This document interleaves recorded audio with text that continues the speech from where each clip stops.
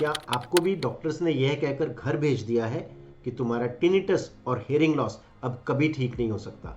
जी हाँ, इरिवर्सिबल है, नसें सूख गई हैं, ड्राई हो गई हैं, चिपक गई हैं, ये लाइलाज बीमारी है।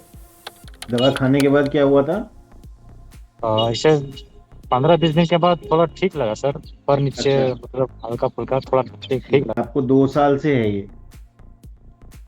दो हाँ साल से सर है ना जैसे। आपको ये? हाँ हाँ सर। ठीक है ना। और कहीं ना कहीं हेयरिंग लॉस भी होता है कि सुनने में भी थोड़ा सा जैसे जोर लगाना पड़ता है आपको। हाँ सर वो तो है। ठीक है ना। और जब दवाई काम करती है ना, वो अपने अंदर ढंग से चलेगी, काम करेगी, तो उतार चढ़ाव आएंगे। और मेरे ख्याल से बीच में गैप भी आ गया शायद दवाई का आपका। अच्छा। दवाई कितने दिन की रह गई है?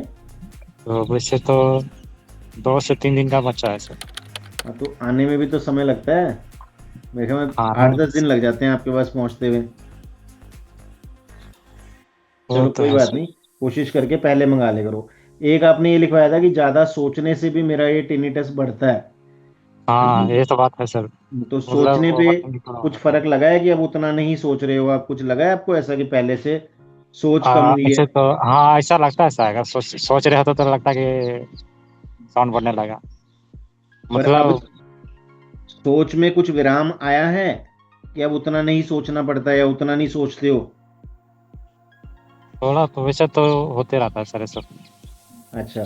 और कोई अच्छा सुधार लगा है आपको कान में? कोई जैसे भारीपन था, कुछ और महसूस होता था, उस चीज में फर्क है? वैसे तो सर बीच में थोड़ा कुछ लगा ठीक। उसके बाद बीच में तो जब ठीक वैसे ही लगा पहले उसके की बाद तरह कोई खांसी जुकाम तो नहीं आया बीच में? कोई खांसी जुकाम नजला तो वैसे नहीं हुआ? खांसी जुकाम तो आया नहीं। हम्म। ठीक है।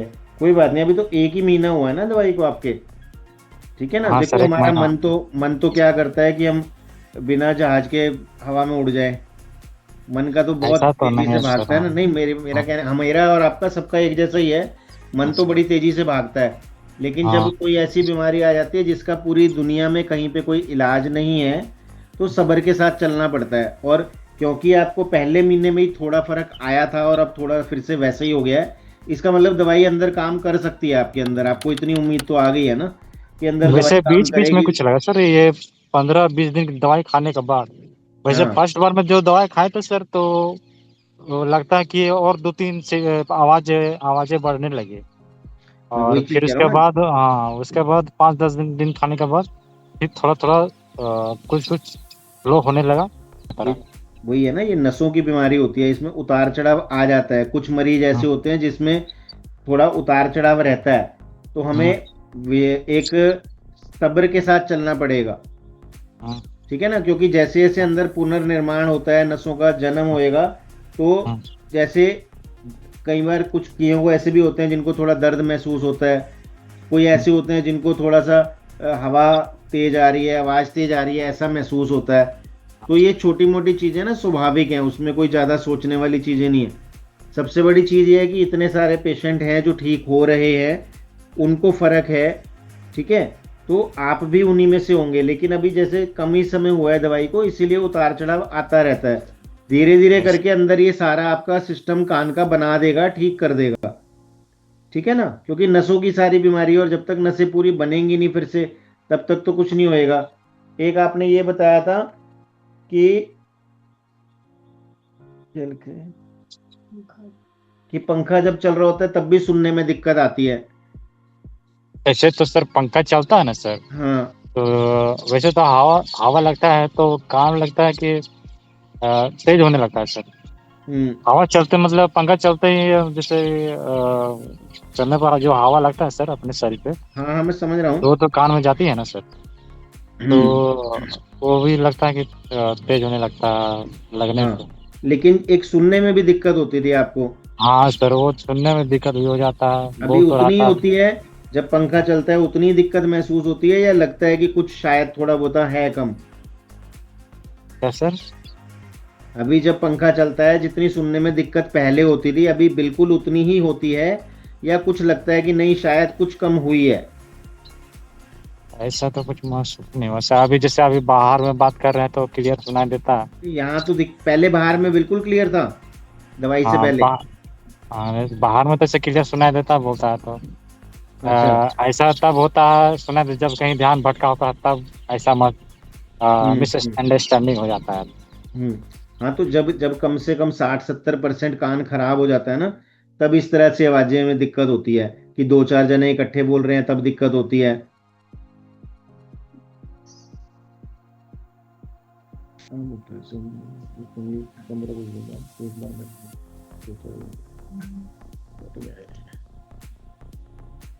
हाँ जी, हाँ जी। हाँ हाँ सर। फोन आ गया था शायद बीच में आपका, है ना? नहीं सर, कॉल तो नहीं आया, मैसेज आया था। अच्छा, हाँ, वो इसलिए रुक गया होगा। ठीक है, कोई बात नहीं। देखो, अभी दवाई जैसे शुरू ही हुई है ना, तो हम्म, एक विश्वास से इरादा बना के चलो, तब जाके इस बीमारी से बाहर निकलेंगे। ठीक है ना? कोई भी ऐसी दवा दवाई, जब इस चीज का पूरी दुनिया में इलाज नहीं है तो जादू छू मंतर हमारे पास भी नहीं है। हाँ हाँ, किसी केस में 1 महीने में फर्क आ जाता है, ज्यादा फर्क भी आता है कईयों को। और ऐसे भी होते हैं जिनको 2-3 महीने में फर्क आना शुरू होता है। आपको थोड़ा बहुत आया और फिर वैसे ही हो गया पहले जैसा। हाँ। ठीक है ना? तो एक टिके रहेंगे और खांसी जुकाम नजले का ध्यान रखेंगे तो जल्दी जल्दी ये कवर होना शुरू हो जाएगा। ठीक है। खांसी एक जुकाम आपकी ना होगा तो सर, हाँ जी।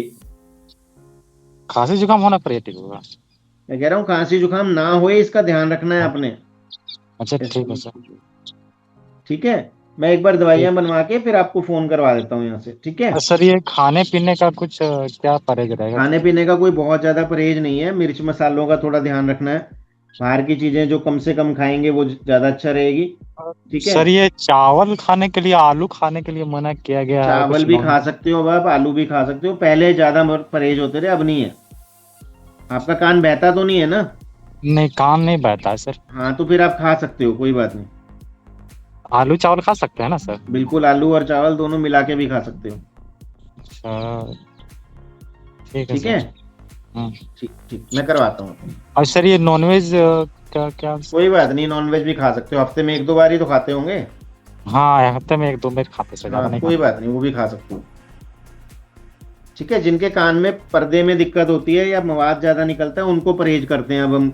बाकियों हाँ। में अभी हम नॉनवेज और इन चीजों का परहेज उतना नहीं करते जितना पहले होता था।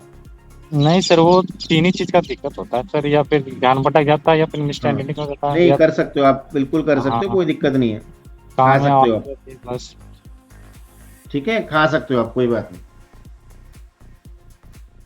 ठीक।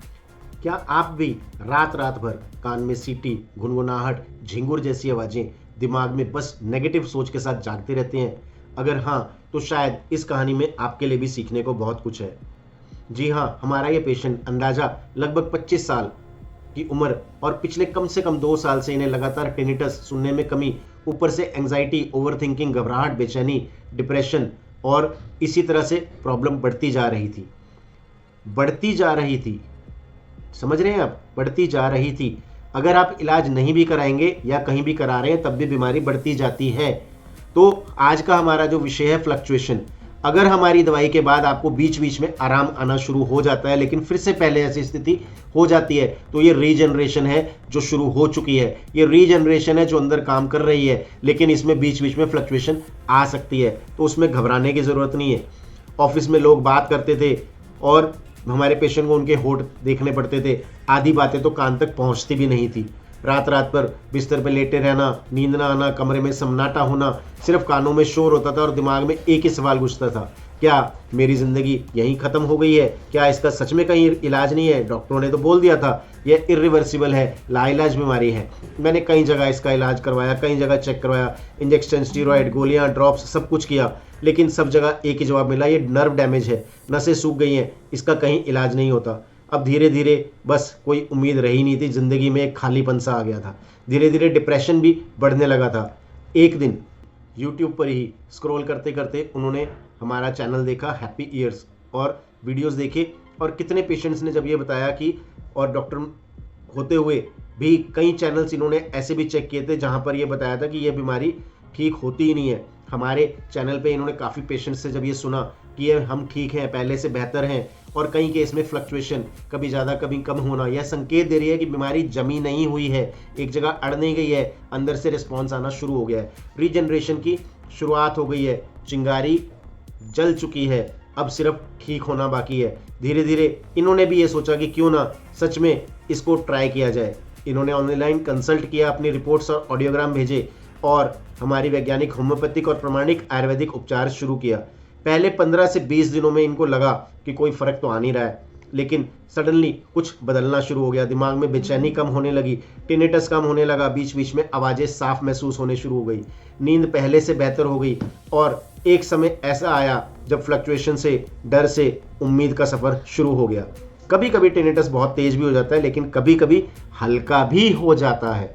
कभी कभी आवाज़ साफ आती है, कभी कभी मफल्ड कंफ्यूज ना नहीं सुनता है, लेकिन कभी कभी आवाज़ साफ आती है। आप इस चीज़ को समझिए कि कैसे, क्यों दवाइयों के बाद ही ऐसा हो रहा है कि कभी कभी टिनेटस कम होता है, कभी कभी आवाज़ साफ आती है, कभी कभी कान में भारीपन कम लगता है, कभी कभी घबराहट बेचैनी कम होती है, एंग्जाइटी कम होती है, डिप्रेशन कम होता है, भारीपन कम हो रहा है, जो अंदर आवाज़ें चुभती थी, हाइपर एक्यूसिस वो कम हो रहा है। ये सभी चीज़ें आपकी क्यों हुई हमारी दवाई के बाद ही। यही ये चीज़ बता रही है कि जब सालों तक बीमारी जमी रहती है तो अंदर कुछ भी चेंज नहीं होता, धीरे धीरे और बढ़ता जाता है। और अगर इलाज सही दिशा में चलना शुरू हो गया है तो सबसे पहले फ्लक्चुएशन आनी ज़रूरी है, आ सकती है, कुछ ना कुछ, कहीं ना कहीं, थोड़ा या ज़्यादा, कुछ ना कुछ फ़र्क शुरू होना। यही है कि आपका जो कान का सिस्टम है, जो कॉक्लिया है, नर्व्स हैं, जो नसें हैं, जो ब्रेन पाथवेज हैं, वो सब जाग रहे हैं, उन्होंने अपना काम करना शुरू कर दिया है। और इस फ्लक्चुएशन से डरकर छोड़ना कोई फ़ायदा नहीं है दवाई को छोड़ने का। यह एक उम्मीद है, एक संकेत मान लीजिए कि आपकी बीमारी में इलाज और दवाई ने काम करना शुरू कर दिया है। और आज 2 से 3 महीने होते हुए इन पेशेंट को भी ऐसा महसूस हो रहा है। मैं आपसे कभी ऐसा नहीं बोलूँगा जैसा इन्होंने कहा कि हाँ मुझे महसूस हो रहा है, मैं ठीक हो रहा हूँ। मैं कभी भी अपने पेशेंट्स को ये नहीं कहता कि हाँ आप 100% ठीक हो जाओगे, कोई मैं झूठ नहीं बोलना चाहता हूँ, लेकिन मैं इतना आपको वादा कर सकता हूँ, सच बोल रहा हूँ कि सबसे पहले आपको पहले से 3 महीने के अंदर पहले की तुलना में आवाज़ें ज़्यादा साफ सुनाई देने लगे, टीवी का वॉल्यूम थोड़ा आप कम करने लगे, सबसे ज़्यादा ओवर थिंकिंग, घबराहट, डिप्रेशन, हाइपर एक्यूसिस, जो आपको कान में आवाज़ें चुभती थी, जो टिनिटस की आवाज़ें आती थी, जो आपको सुनने में दिक्कत थी, जो कान में दर्द रहता था, भारीपन रहता था, अंदर एक जाम लगा रहता था, वो सब चीज़ों में अगर आपको सुधार आना शुरू हो गया है तो समय आने पर ये 10% से 20%, 50%, 70% और 100% तक भी आप ठीक हो सकते हैं। टिके रहना ही एकमात्र इलाज है। जब रात को इतनी बीमारी बढ़ जाती है, क्योंकि उस समय कोई शोर नहीं होता, बिल्कुल सन्नाटा होता है, तो टिनिटस की आवाज़ें हमें बहुत ज़्यादा परेशान करती है। अभी तो हमारे पास कई ऐसे पेशेंट्स हैं जिन्होंने बताया कि उनके जानकारों को टिनिटस की प्रॉब्लम थी और उन्होंने सुसाइड अटेम्प्ट कर लिया है। तो देखिए, सुनिए, समझिए कि कितनी भयंकर बीमारी है जिसका पूरी दुनिया में इलाज नहीं मिल रहा है। तो समय और सब्र ही आपको भी इस बीमारी से बाहर निकालेगा। क्यों हम सिर्फ जो है कंप्लेंट करते रहे, क्यों हम सिर्फ इस तरह की चीज़ें बोलते रहे कि नहीं डॉक्टर साहब जो हैं ऐसे ही बोल रहे हैं, इसका कहीं पे इलाज नहीं है। अगर इतने सारे पेशेंट, और आज तो हम कोशिश करते हैं कि हर महीने आपको 10, 15, 20, 30 पेशेंट्स का ऐसे रिव्यूज़ दें, टेस्टिमोनियल्स, वीडियोस जो बता रहे हैं कि हमें फ़र्क है, या हम पहले से बहुत ठीक हैं, या काफ़ी ज़्यादा ठीक है। और अब हम ऑडियोग्राम रिपोर्ट्स भी साथ में डालना शुरू कर रहे हैं कि जब ऑडियोग्राम में भी फ़र्क आ रहा है तो एक ही जगह, एकमात्र जगह, शायद मेरी नॉलेज में एक ही जगह ऐसी है जहाँ पर फ़र्क आ रहा है, तो आपको भी टिक के इलाज करना बहुत ज़रूरी है। उंगलियां उठाने से कुछ नहीं होगा, कहीं ना कहीं कदम उठाना सीखें। पहला कदम आपने उठाना है, उसके बाद काम जो है हमारी दवाइयों ने करना है। इसी के साथ मैं आपको सिर्फ इतना कहूँगा कि झोला छाप डॉक्टरों से दूर रहें।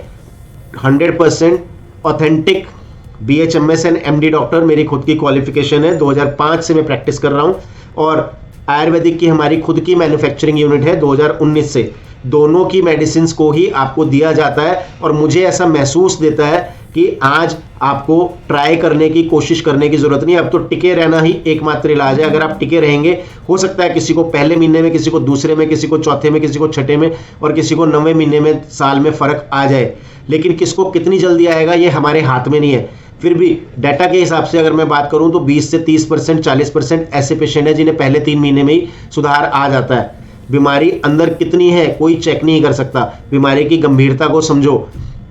आपने ठीक होना है। जिस चीज़ का आपके शहर में, आपके आसपास के बड़े बड़े डॉक्टरों के पास इलाज नहीं मिला, तो क्या आप सोचते हैं कि 2, 4, 6 महीने में आप दवाई खा के हमारे पास फ़र्क आ जाएगा या ठीक हो जाएंगे? सभी को ऐसा नहीं होता।